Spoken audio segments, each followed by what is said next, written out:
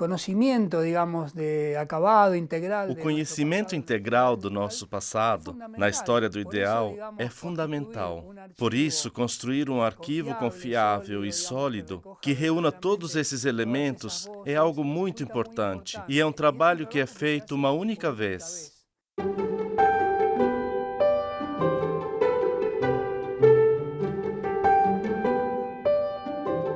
Me chamo Osvaldo Barreneche. Meu nome é Osvaldo Barreneche.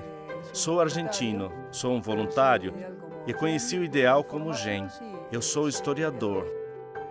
Faço parte do Conselho Geral da Obra como conselheiro para o diálogo com a cultura contemporânea. As perguntas que podemos fazer sobre o passado podem mudar, e de fato mudam. Cada geração formula novas perguntas a esse passado. O que não muda é o passado. O Arquivo Geral do Movimento dos Focolares conserva dezenas de milhares de documentos, escritos autógrafos, discursos e cartas, fotografias, gravações de áudio, vídeos e filmes, mas também objetos que documentam o início do movimento e o seu desenvolvimento.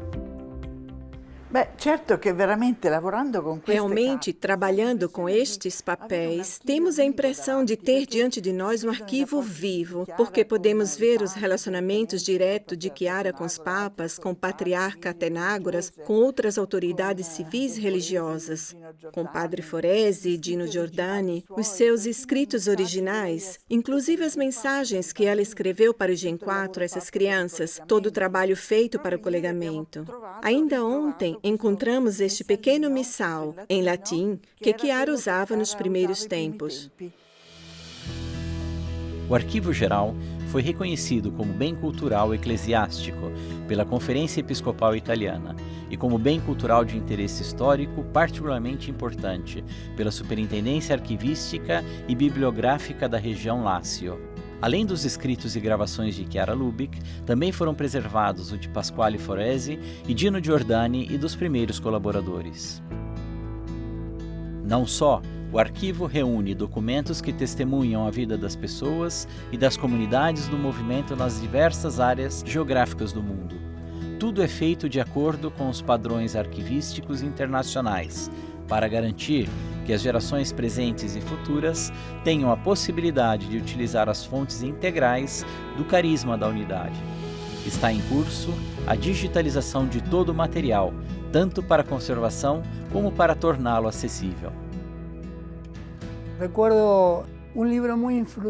Lembro-me de um livro muito interessante de Benedict Anderson, intitulado Comunidades Imaginadas.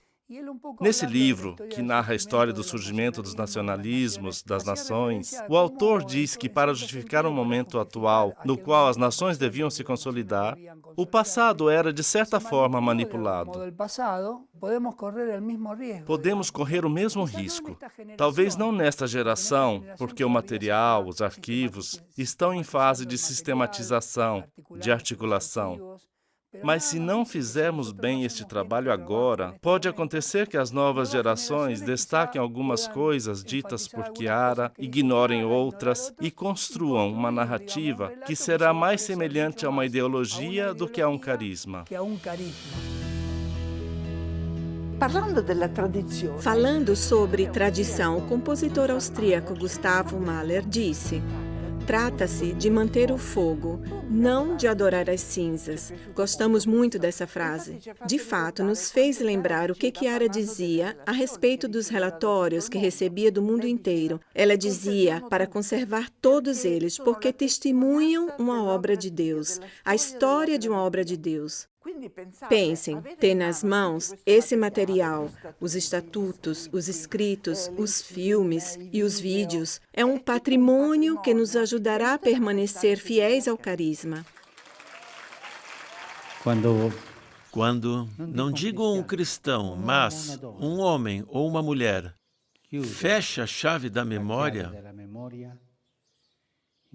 começa a morrer. Por favor. Memória. El Papa, digamos, nesse discurso... Nessa mensagem à comunidade de Lopiano, em maio de 2018, o Papa deu uma série de indicações.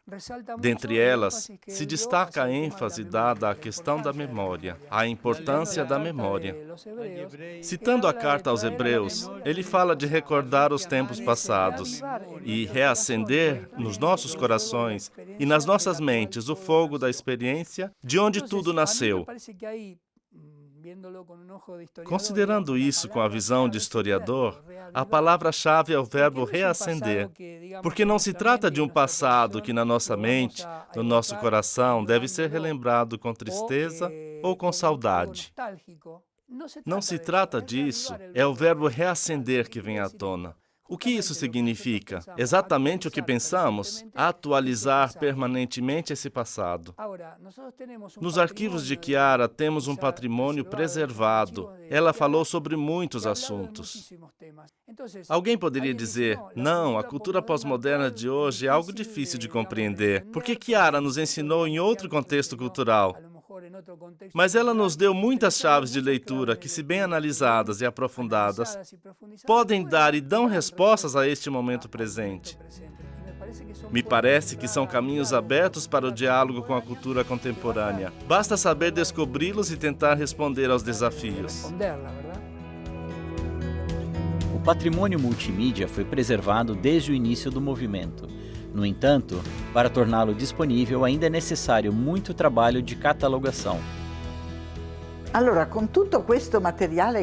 Para disponibilizar todo esse material que temos e que é muito solicitado por professores e estudantes, inclusive por muitas pessoas do movimento, é necessário reordená-lo com elencos, com descrições, relacionando os discursos com as fotos, com os filmes, com os vídeos.